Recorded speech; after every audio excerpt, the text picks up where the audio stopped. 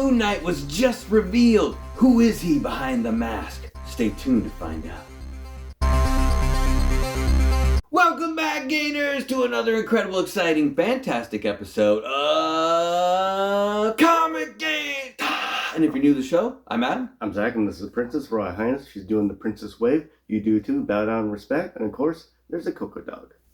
All right, Coco made it out. All right, for our brand new episode. All right, today, guys, is Monday, and ComicGains is coming at you with a brand new topic. So, if you've been following us, we've decided to switch up our show a little bit and talk about different things from time to time. So, the big reveal of who is the new Moon Knight, we all found out. And we're not going to say quite yet who it was, so, in case you guys didn't know. But we were all kind of like, wait, who is this? And we all kind of asked ourselves that. We're like, maybe we should do some research and find out who this guy is. And apparently he's a kind of semi-important person. Maybe semi-important.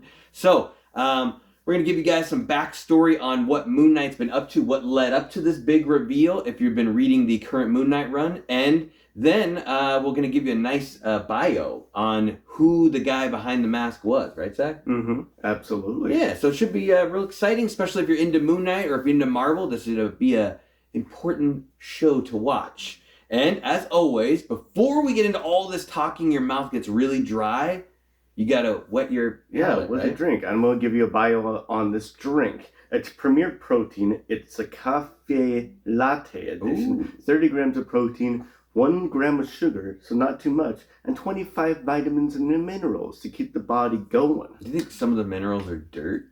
Yeah, probably. It's a wee about a dirt. Let me shake this up, because you always gotta shake it up. No, that one's a non-shake. I'm shaking it regardless.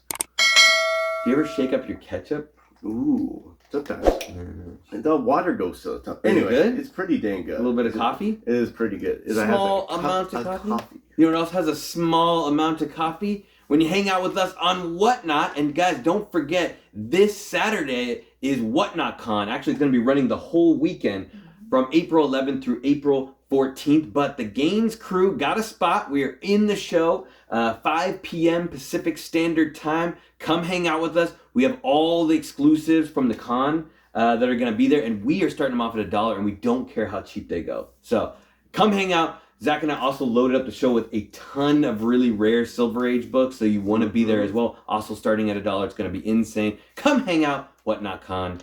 It's going to be amazing.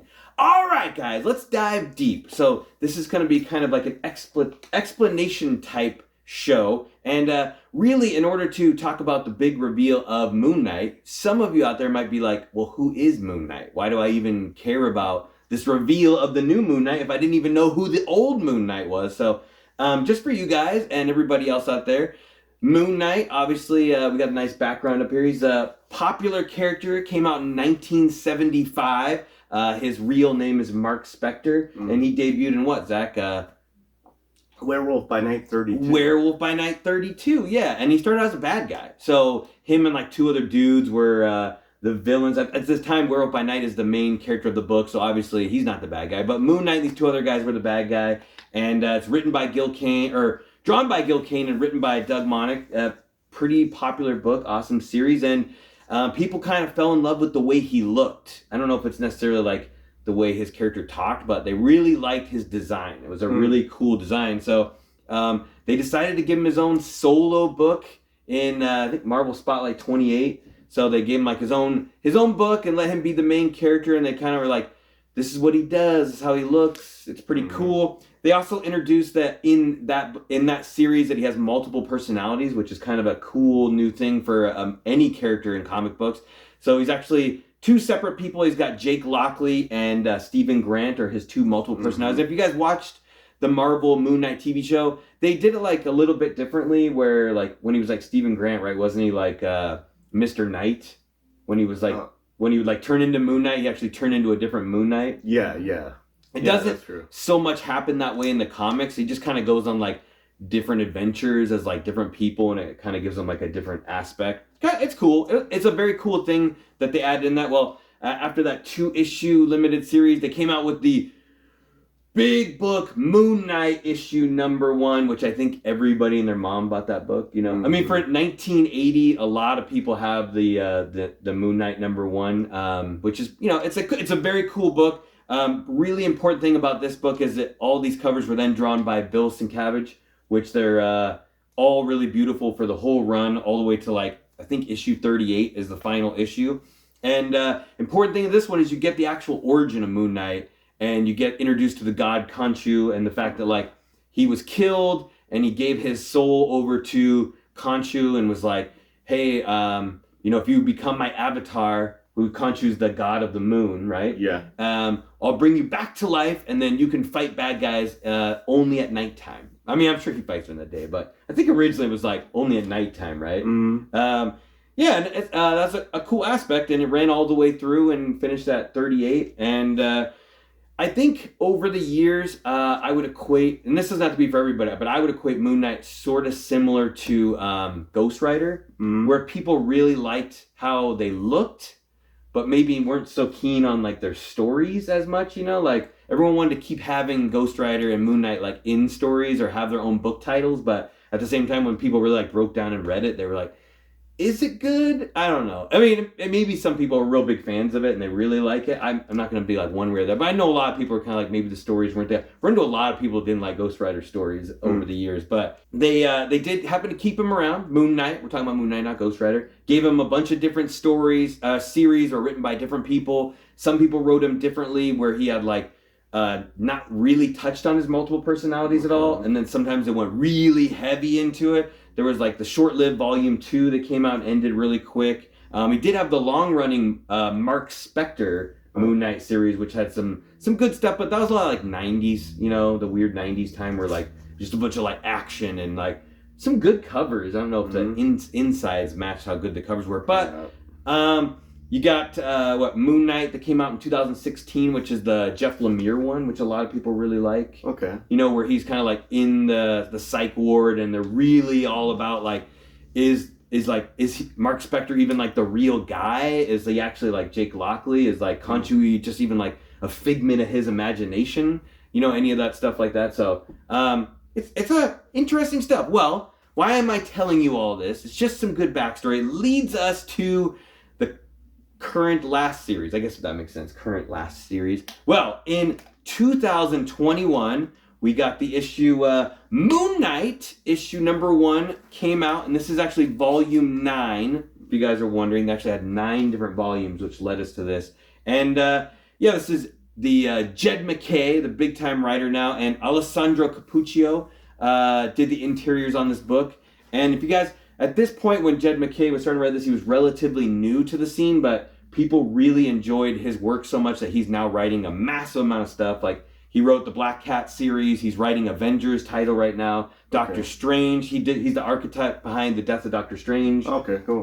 He's also going to be writing the huge crossover Blood Hunt coming up. And if you read some of his bio on Moon Knight, it's his favorite character. So Jed McKay loves Moon Knight. And when you read his stories, and this is different for certain writers depending on like who you read and who you don't read, but some writers that really love characters and they love comics, you can tell Jed reads a lot of comics in the past. So he's read a lot of stuff. And he likes to remind people that he knows a lot. So he puts in a lot of stuff that he remembers from the old comics that he read, where it's like, remember this guy from, 10 years ago? I'm going to use him in my book right now. And then you guys are going to be like, who was that guy? So it's a lot of stuff when you read Jed's stuff, which is cool because I actually like reading people's stuff who do have a love for comics, because there's sometimes they hire people that just write stories and they like didn't read anything on that previous stuff, and they're like, I'm just gonna write a Spider-Man story, but I'm not gonna read any of the old Spider-Man stuff.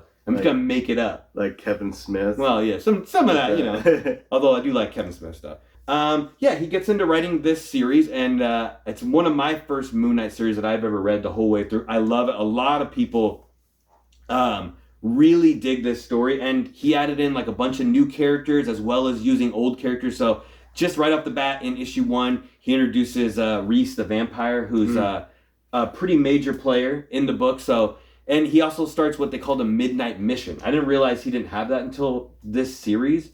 So the Midnight Mission is kind of like this place where Moon Knight can basically like sit in this big chair, this big tall chair, and then like random people from the street can come in and be like, hey, this guy stole my lunch money in the middle of the night. Like, can you find out like who did that? And he can like decide whether or not he's gonna like take that mission. Oh, okay. You know, like help these like wayward people in the middle of the night. Like as he's started this mission, he like collects people to hang out with. It's like Reese becomes like his like front desk lady, like answers the phones, even though she's like a vampire. And like stuff only happens like at night, where like people only come in to like ask him for help at night. And he's usually dressed as Mr. Knight when he's like in the chair. He's not usually dressed as Moon Knight when he's like talking to him. Anyway, cool stuff. Issue 3, I think we introduced to a new type of character I don't think we've ever seen before in Marvel, because he's only ever been the one Khonshu, Avatar Khonshu. We get a second one. So we get introduced to Hunter's Moon, Dr. Badir, and he's also a avatar for Khonshu, which I don't think there's ever been 2 at the same time that I'm aware of. They seem to like when one dies, another one like picks up. So now there's 2, and he's a more like much more connected to it. Like he's like, I do whatever Khonshu tells me to do. And Mark's kind of like, like if Khonshu tells me to kill that guy, if I don't want to, I'm not going to do it, you know? Or Khonshu wants me to take over the world, I may tell him no, even though sometimes he does say yes. Anyway, they're kind of like at odds with each other a little bit, but they become pretty good friends. Okay. And they call each other like brother, you know, basically like they're brothers as under Khonshu. And a couple more new characters get introduced. There's a character named Soldier who which kind of not an original name, but his name's Soldier, and he used to be an ex-Hydra agent, and he kind of is like a sleeper cell dude until Moon Knight's able to like win him over and save his life, and he's like, I owe you my life, and he like joins the Midnight Mission as one of his like dudes to hang out with, and he later becomes a vampire, so he's a vampire too. Him and Reese are both vampires together. And Tigra, who you all know Tigra, major character in this book. I know a lot of people have thought like over the years Tigra's been kind of like marginalized as like a sex symbol, you know? She's kind of like when you look at her, she always has a bikini on, she always looks sexy. She doesn't really like do a whole lot, you know? She's just kind of there as like eye candy, which isn't necessarily like a bad thing, but for comic wise, she doesn't really like do much. In this story, a lot of people say this is like her best portrayal. It's like she has a lot of meaning, she has a lot of heart. She's sort of Mark's like love interest, so they're kind of like together, and you get to see like that she has like her love child actually from like Hank Pym. I didn't actually realize they had a baby together too. That dude's like tapping everything.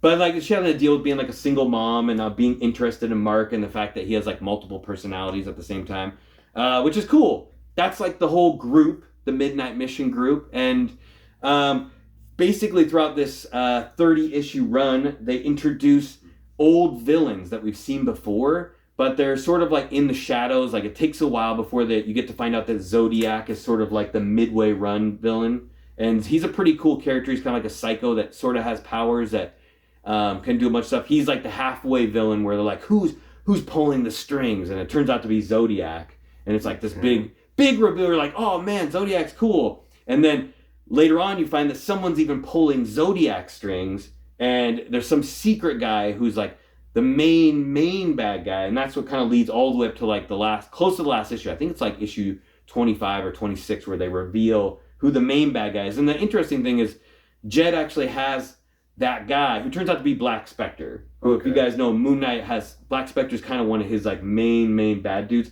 Although he's died multiple times, this particular one, we'll call him the third Black Spectre, I believe. There's actually been like 3 of them. Wow. He actually like grabs different people that Mark has saved over his entire series, like all the way back to the 70s, and kills them. Like brings them back, and he's like, here's this dude that Mark saved in this one issue, and then like Black Spectre kills him. So like, which is cool, but kind of weird at the same time. Because then you're like, I felt like because I hadn't read as much Moon Knight, I didn't feel the importance of that character that they're bringing back. But Jed obviously wanted to show you that was cool. Anyway, at the end of the series, they basically have this big battle where it's like all of Moon Knight's team versus all of Black Spectre's team, and they're kind of in this like big building where they're all on separate floors, and it's like they all have their face off, like Hunter's Moon's fighting like one bad guy, and Tigra's fighting a different bad guy, and Reese is fighting another bad guy. So Moon Knight's like squaring off against Black Spectre by himself. And at this point in the story, Khonshu has told them that if they die, him and Hunter's Moon, they die for real because he's like lost his power for some reason, which I think kind of happened in the show, right? Yeah, where they like turned him back into a statue. Mm. Well, they have this big battle where it's kind of like Moon Knight, Mark is fighting against Black Spectre, and he gets killed. Yeah, he dies at the end. And I think he's actually died before in the comics, right? Probably. Yeah, I think he actually dies at the end of Mark Spector's Moon Knight, so it's not a first for him, but he dies, and it's a big deal. He dies, and then right after that, after his passing, they start over, and they do Vengeance of Moon Knight issue number 1, and actually dies in issue 30. I believe we had that one to show you, issue 30. I missed her cue.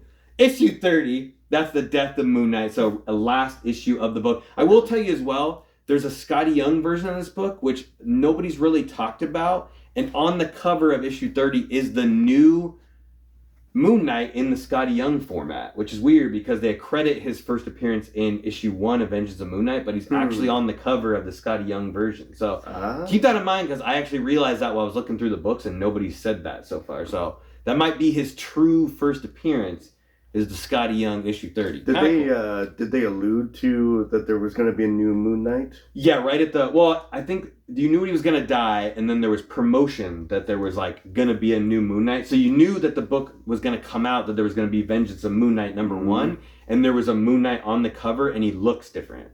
Okay. And so you were like, okay, is it Mark? And that's why we've been kind of doing our show on New Comic Book Day where we're constantly talking about who is the new Moon Knight? We're on issue 1, and you're like, first appearance of new Moon Knight, because sometimes they do that where they're like, here's a brand new character, and then it doesn't turn out to be a brand new character, and then kind of you would say like the spec goes down, right? Like if it's an old character, or if it is Mark in there and you just change his costume, like a new costume isn't as big a deal as like a brand new character, especially if it's like a long lasting one.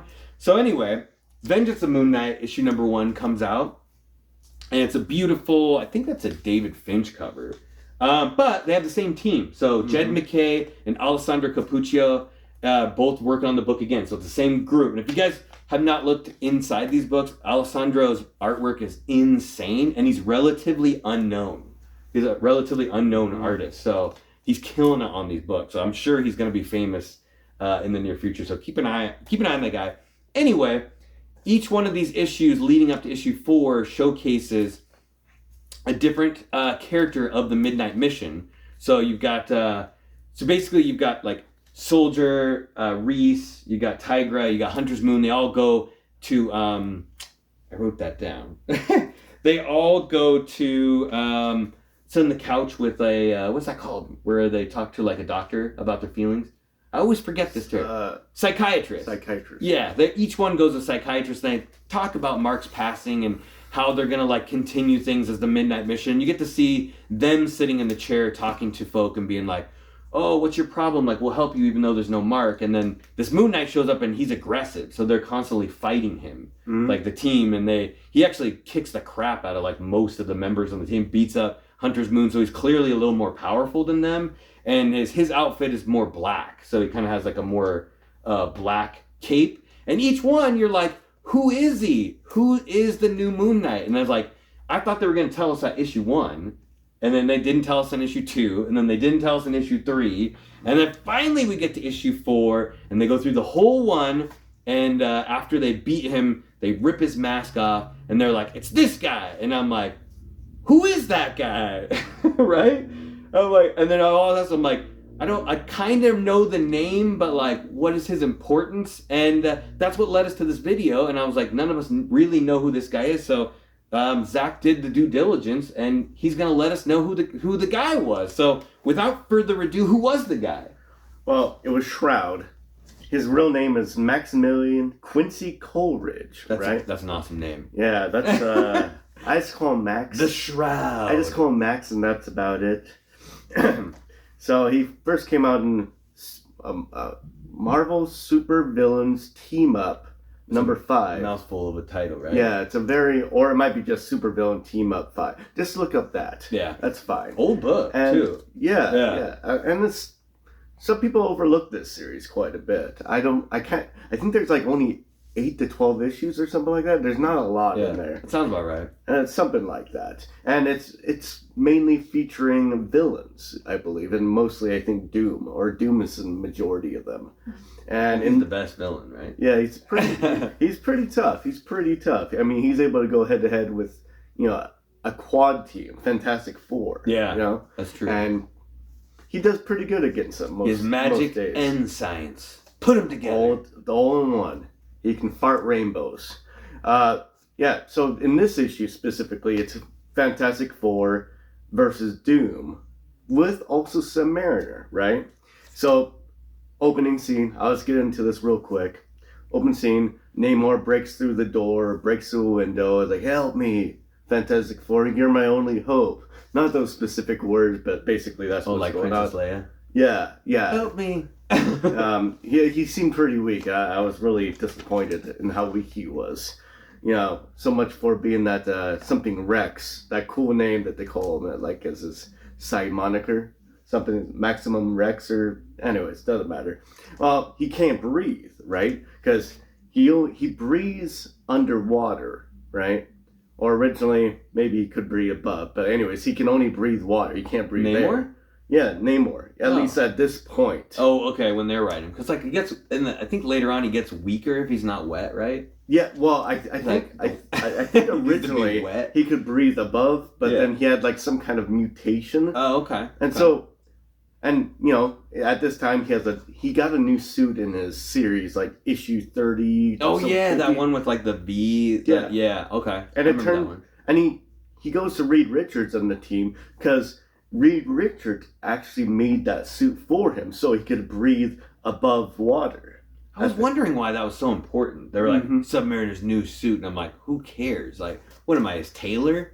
Yeah, and I did not know. I was like, oh, that's an interesting looking suit. I mean, I'm glad he's not in the Speedo anymore, right? I don't want to see man. Who you are? I don't want to see man in the Speedo. I'm just saying. Speedo. I am just saying.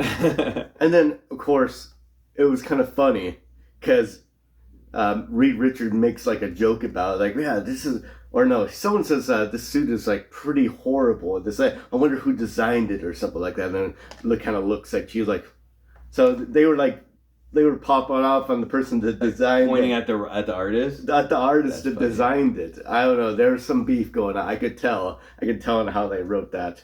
Well, anyways, he needs help. He needs to figure out a way to be able to breathe again above water. Because Doom is actually the one that shot him with a laser. This weird laser beam kind of thing that actually mutates him again. So his suit cannot work. So he's going to Reed because he needs to get the suit to work. Because Doom's saying, hey, if you don't join me and be like, promise that you're going to be part of my team, I'm going to let you die. But I'll give you a chance. I'll let you go from here. You have 24 hours and you can go talk to Reed, right? And if you can fix your stuff, good. Yeah, you don't have anything to do with me. We're good. We don't need to team up. But if you can't, you need to come back and you need to swear loyalty with me. Doom's always trying to trick Namor into loyalty. It's weird. That happens a lot, actually. Yeah. Like, I got a plan to take over the world. I think he teams up with him in like God Emperor Doom, that graphic novel too. Oh, tricks him into teaming up with him.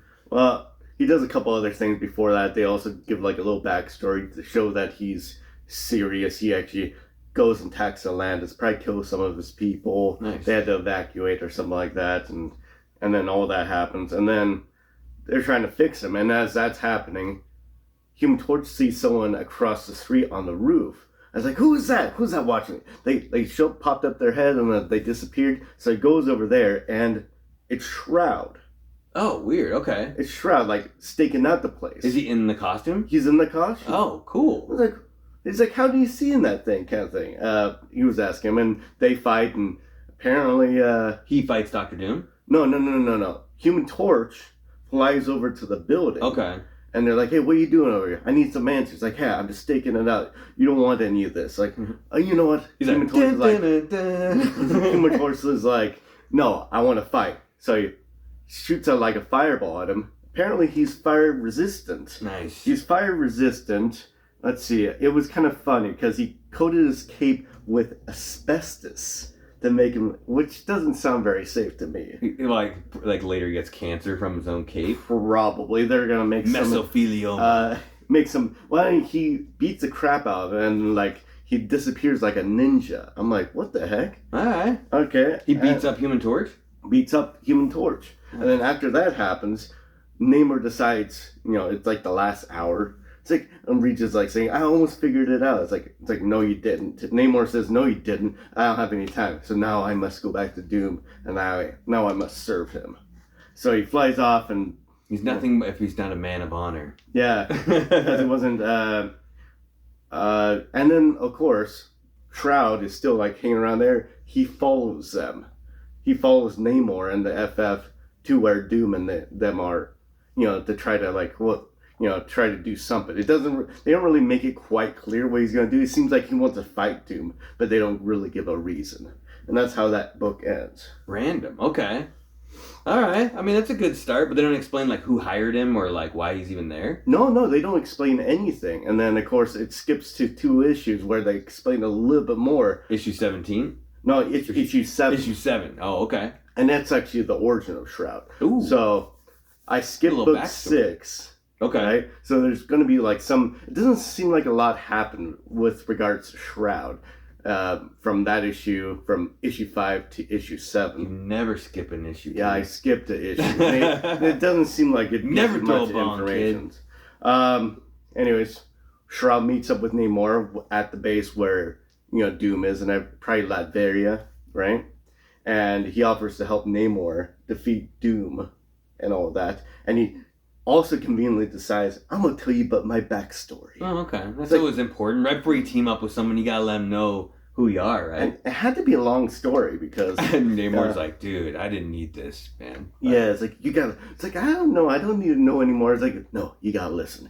So, apparently, 17 years ago, when his parents and him were walking from out of a concert. They don't tell you what concert. I'm hoping it's like... An opera? It says concert. So okay. I'm guessing it'd be like the Beatles or Guns N' Roses, or... They don't really tell you. So I was kind of disappointed at that. And then this, mugger, I guess, thief, It's weird because it's like very sudden how they do this. He like, hey, give me your stuff, and they're like, I was like, hey, you shouldn't be doing this. And then suddenly in like one scene he's like mugging them, and then next scene he's like, hey, give me your money. And next scene is like, someone shot the wife and then shot the husband, and like, I told you, give me that money. Like they didn't give him any time to reply. It was kind of suspicious. Was his name Joe Chill? I don't know. They didn't name the guy.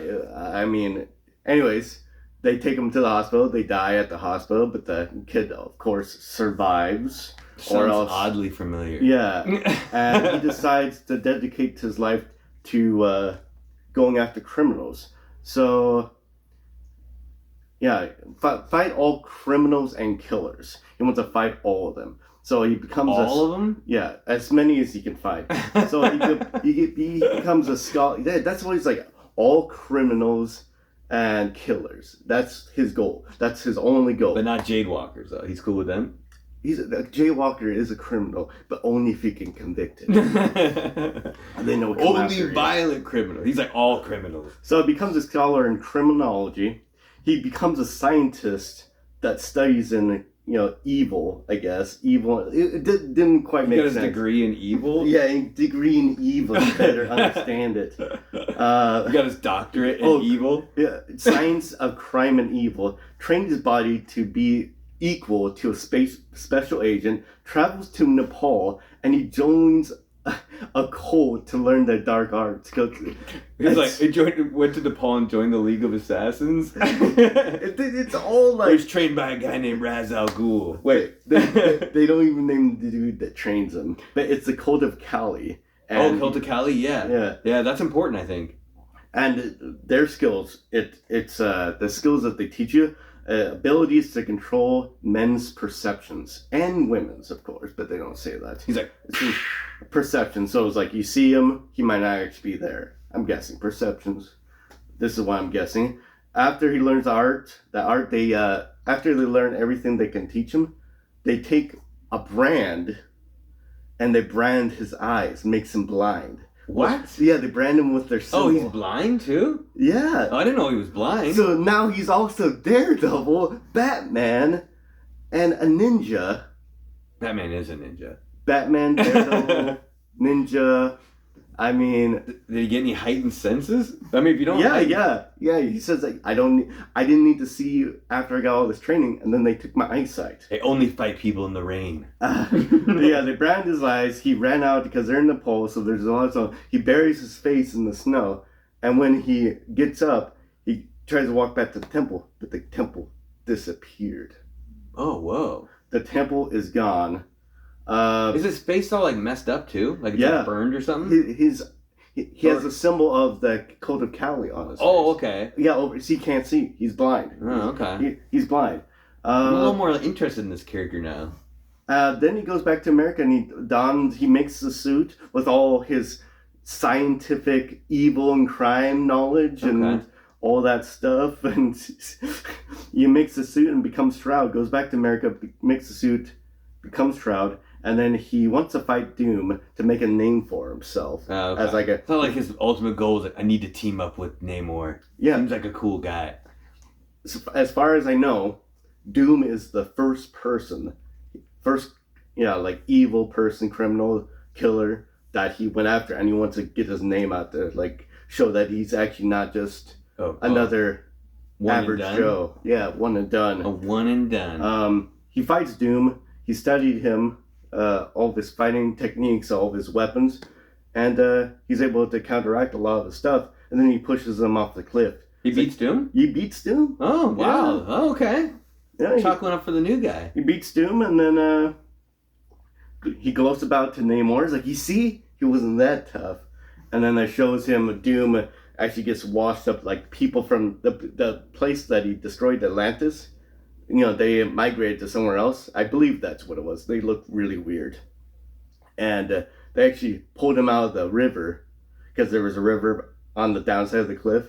They pulled him out of the river and saved his life. Huh. The same people that he kind of attacked earlier in issue 5. Oh, nice.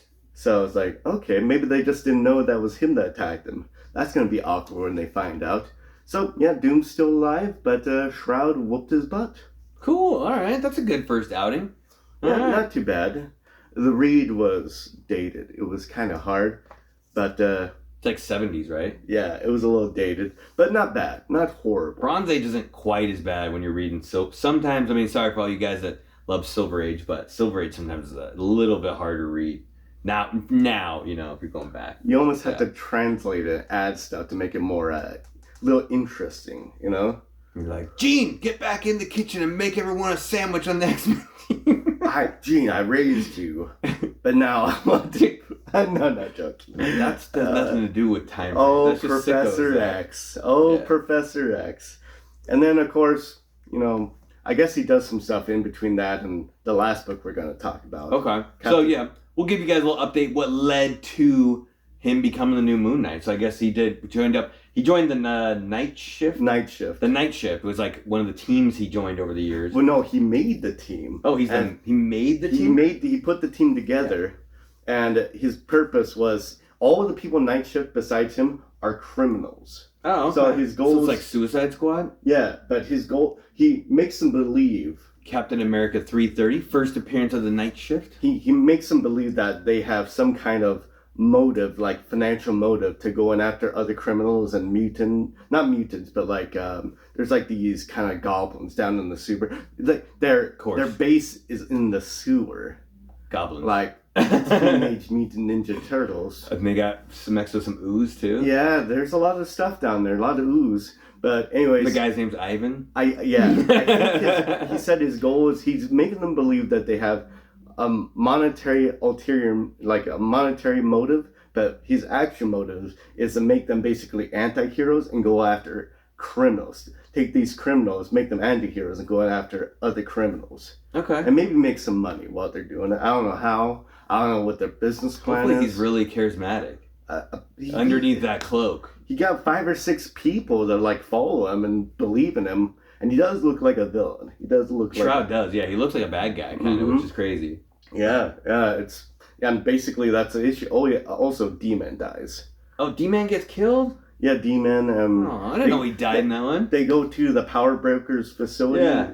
Them and Shroud, and they fight, and they capture the Power Broker, and then they see two people locked up on there, and they're testing this serum on them. On D-Man? On D-Man to give him more serum to see if they can make him more powerful. The other one to see if they can take away the lady's power. I don't know who the lady was. I couldn't recognize. Spoiler alert. D-Man gets killed. And then D-Man freaks out. Well, they release him. He freaks out, tries to defeat, I believe, Captain America. Oh, is that why he's all, like, big? Yeah. Oh, okay. And then, he gets defeated. He's like, the pain, dead.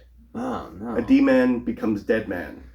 That'd be cool. He could come back as Dead Man. That would be cool. Anyway, great synopsis of Shroud. If you guys are wondering what he was doing in between those times leading up to this, I mean, not much, but he does show up in Civil War. Oh, so a little bit, which is kind of important for that because he decides not to release his secret identity, so he gets arrested, and he actually goes against Miss Marvel and Iron Man and gets put in jail, and he gets rescued and ends up joining Cap's team. He's in the major battle at the end when Cap fights Iron Man. Oh, cool. And during that time, he also falls in love with Julia Carpenter, so the second Spider-Woman. They got like a thing going, and I think they actually like try to run away to Canada together or something like that somewhere. Anyway, I mean, it's kind of cool. He's got something going on. Julia's a cool chick. And more recent after that ridiculous story, Shadowland, which I know most people think is strange, where Daredevil takes over a part of New York and turns it into like feudal Japan at the same time, which is weird. He shows up again and teams up with Misty Knight and Silver Sable, which is always a team up I would enjoy. And I think since then he didn't ever die, so he just must have been like in obscurity. Yeah. Like since this time frame, and Jed McKay apparently is like, yo, you know who needs to be the new Moon? You know who already has a cape and whoops people's butt at nighttime? Shroud. So why don't him be the new? I mean, I would have never guessed this in a million years. No. Besides the fact that I barely knew who Shroud was, he apparently had his own solo book in the 90s or something, I think. So he had his own book. They did give him his own title. Apparently, probably didn't have any success with it, but maybe we'll see. Resurgence of Shroud. What was his real name? Maximilian Quincy. I always get Coleridge. It sounds like a serial killer. Yeah. Anyway, that's the true identity of the new Moon Knight was Shroud. So I really enjoyed making this new format video, and do us a huge favor, guys. Do all the usual YouTube stuff. Follow, like, subscribe, but especially for this video, leave a comment down below because this is like a new format that we're doing, and we're going to be testing out new things. Mm-hmm. And I thought this was a really important thing because we all asked the same question. When I got done reading the book, I'm like, guys, guess who the new Moon Knight is? It's Shroud. And Princess was like, who is that? And we were like, I don't know. So let's find out together. Let's go on this journey of finding it out together, right? Mm-hmm. Yeah, and make sure to comment down below in case Adam didn't say, maybe Del already say it. Comment down below and tell us what else you would like to hear. Oh yeah, definitely. I did not already say that. So good. And anything else, Zach, before we let these beautiful people go? Yeah, sure. How you do that is you got to steal other people's ideas and combine them with other ideas. Maybe the ideas that you had. You take Batman, take Daredevil, smash them all together, Shroud. You got Batdevil. Batdevil. I mean, as far as I know, he wasn't a billionaire, but he, with a name like Maximilian Quincy Coleridge, he had some money. But definitely friends with James Worthington III, right? Pinky out kind of name. All right, guys. Until we see you next time, stay safe and remember. Get those gains. Get those Shroud gains. Get those Shroud gains.